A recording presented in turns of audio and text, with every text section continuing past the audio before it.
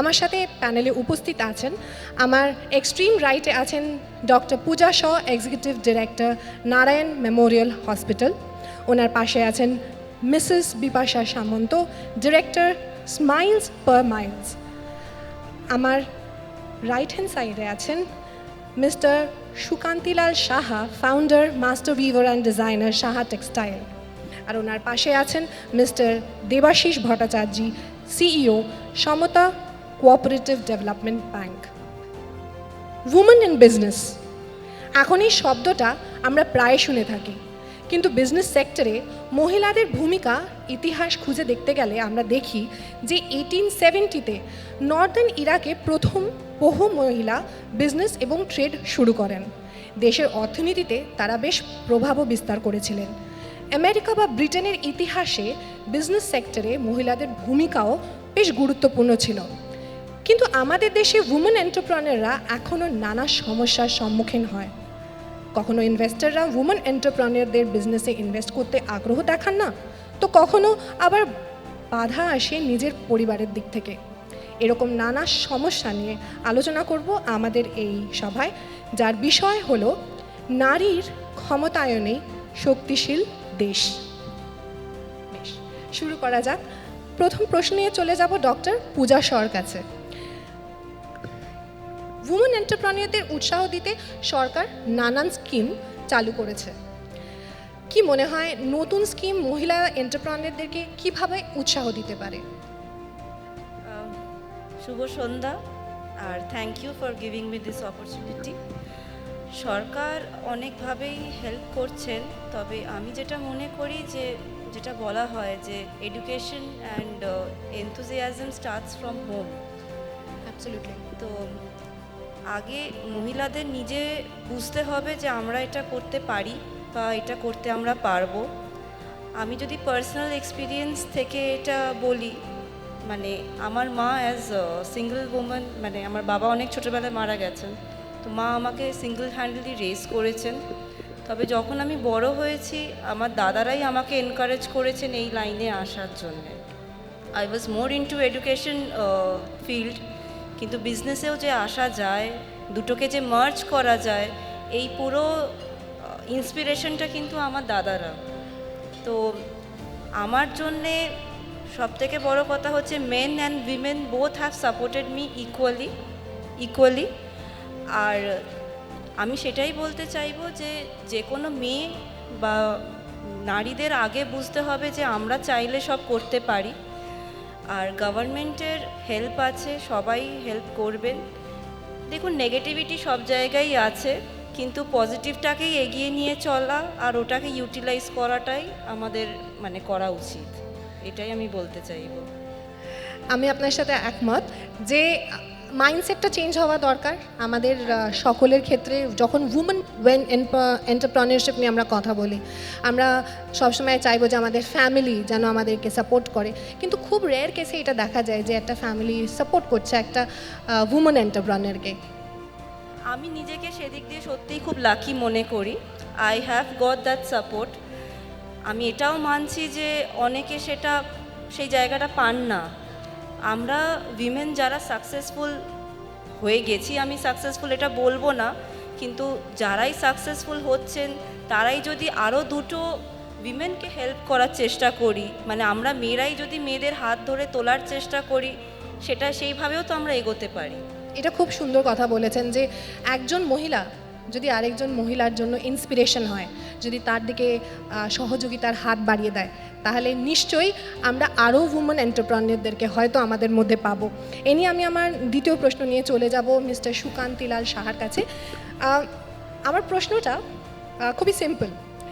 আমরা দেখি যে ইনভেস্টরদেরকে জেনারেলি উমেন এন্টারপ্রেনারদের প্রতি একটু উৎসাহ কম দেখাতে, তো সেই ক্ষেত্রে আমরা কি বলতে পারি যে জেন্ডার নিউট্রাল হওয়াটা কতটা প্রয়োজনীয় একটা ইনভেস্টরের জন্য, একটা উমেন এন্টারপ্রেনারকে সামনে আনার জন্য?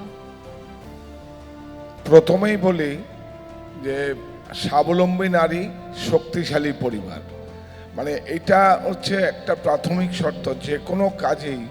আজকে যে আমরা শান্তিনিকেতনের শ্রীনিকেতন গ্রামের শান্তিনিকেতনে যে রবি ঠাকুর ইন্দোনেশিয়ার থেকে প্রশিক্ষণ দিয়ে এখানে এসে আমাদের কর্মসংস্থানের সুযোগ করে দিয়েছিল। এবং বাংলায় বাটিক যেটা, সেটা ইন্দোনেশিয়ার মতো নয়, এটা আমার শান্তিনিকেতনের মতো করে আমরা সেই বাটিকটা ব্যবহার করছি। এবং সেখানে কাঁথা স্টিচ আগে কি হতো, 1986 থেকে পরে সেটা বাণিজ্যিক আকারে ছিল। আগে কি হলো, মা ঠাকুমারা সেইভাবে কাঁথা শিল্পটা তৈরি করতো। যখন আমন্ত্রিত অতিথিরা আসতো তখন মা ঠাকুমা দিদারা সমস্ত কাঁথাটা করতো। সেটা হচ্ছে সবচেয়ে বড় কথা, হচ্ছে ইচ্ছেটা থাকতে হবে এবং নারীদেরকে আরও সামনে এগিয়ে দিতে হবে। যেমন আমার সমস্ত যারা আজকে যত জামদানি শাড়িগুলো হয়, যত বালুচুরি শাড়িগুলো হয়, যে যখন সময় হয় খাকা করে স্কুল পড়ুয়া হোক, ছেলে হোক, মেয়ে হোক, নারী হোক, যে যখন সময় পায় তখন জামদানি শাড়িগুলো পরে। তো সুতরাং নারীদেরকে সুযোগ দিতে হবে। এবং আজকের দিনে সবচেয়ে বড় কাজ হচ্ছে যে একটা পরিবারের একটা রোজগারের জোড়া লাগানো, যে স্বামীর সঙ্গে জোড়া লাগানো, এটা হচ্ছে একটা সবচেয়ে সামাজিক কাজ এবং এগিয়ে দিতে হবে নারীদের। এটাই আমার কথা। খুব সুন্দর কথা বলেছেন যে আমাদের ইতিহাসে দেখা যায় যে মহিলারাও এগিয়ে এসছেন। অনেক সময় তারা পরিবারের ক্ষেত্রে তারাই রুজি রুটি এনে দিয়েছেন, এরকমও দেখা গেছে। কিন্তু এখনও মাইন্ডসেটটা চেঞ্জ হয়নি সম্পূর্ণ।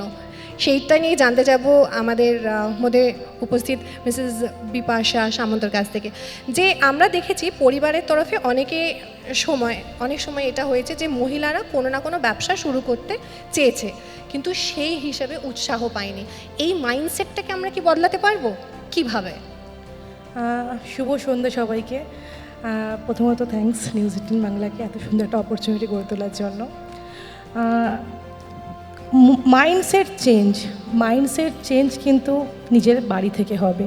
তো ডে ওয়ান যখন ছোট থেকে শিক্ষা এডুকেশন আমরা পাচ্ছি, যেই জায়গা থেকে পাচ্ছি, সেই স্কুল থেকে, সেই গার্জেনদের থেকে, বা আমাদের যারা শিক্ষক শিক্ষিকারা রয়েছেন তাদের থেকে।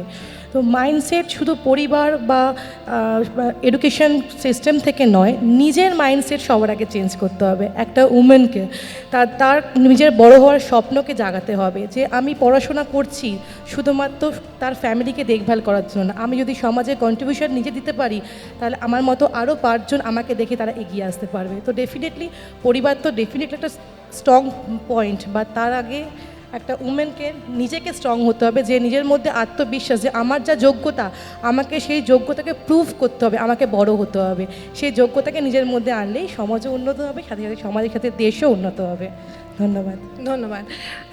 এখান থেকে আমার একটা প্রশ্ন উঠে আসছে, যে আমরা বলে থাকি যে একটা উমেন মানেই এই সকল ব্যবসা সে করতে পারে, মানে শিল্পজনিত ব্যবসা। কিন্তু যখনই কোনো একটা কঠিন ধরনের ব্যবসার কথা ভাবা হয়, তখন ভাবা হয় যে না, একটু সেই সকল ক্ষেত্রে উমেনদেরকে একটু বুলি করা হয় বলা যেতে পারে। তো এই প্রশ্ন নিয়ে চলে যাব দেবাশিস ভট্টাচার্যের কাছে, জানতে চাইবো যে উমেন এন্টারপ্রেনিয়রদেরকে বুলি করা হয় কেন, আর কিভাবে সেটা বন্ধ করা যেতে পারে? শুভ সন্ধ্যা নিউজ 18 বাংলাকে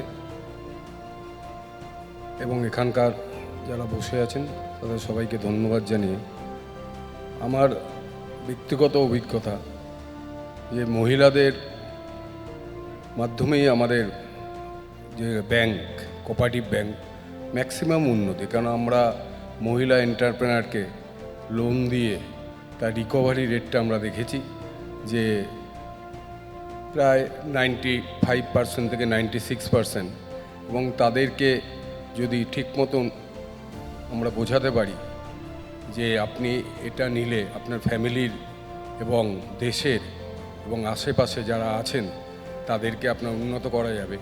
আমরা সল্টলেকের পাশেই আপনার নলবন বলে একটা জায়গা আছে, যেখানে মহিলা মৎস্যজীবীরা প্রচুর কাজ করে।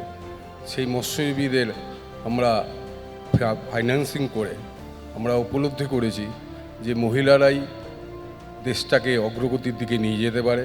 তাদের ইনকামটা প্রচুরভাবে সঞ্চয় হয়, কারণ তারা আজকে যখন এন্টারপ্রেনার হিসেবে লোন নেয় তার একটা পোর্শন আমাদের কাছে ডিপোজিট হিসাবেও রেখে দেয়। তাদের সঞ্চয়ের উপর ভিত্তি করে আমরা অন্য মহিলাদেরও দিই। আমরা যখন শুরু করি তখন মহিলাদেরকে বলবো যে আপনারা ভয় না পেয়ে এগিয়ে আসুন, সমবায় মাধ্যমে আসুন। সমবায় আপনাকে দিশা দেখাতে পারে, কারণ সমবায়ের মাধ্যমেই আপনার সমস্ত কিছু থাকবে এবং আপনার যে সমস্ত ভয় ভীতি বা এন্টারপ্রেনারশিপের যে অসুবিধে সেগুলো আমরা দিক নির্দেশ করে দিই। তাদেরকে বলি যে আপনারা আর্থিকভাবে স্বাবলম্বী হলে আপনার সমাজের যেমন উপকার হবে, আপনার ফ্যামিলির যেমন উপকার হবে, তেমনি দেশেরও উপকার হবে এবং তাদের একটা শিক্ষা সেটাও আমাদের পক্ষে দেওয়া সম্ভব হবে। ধন্যবাদ।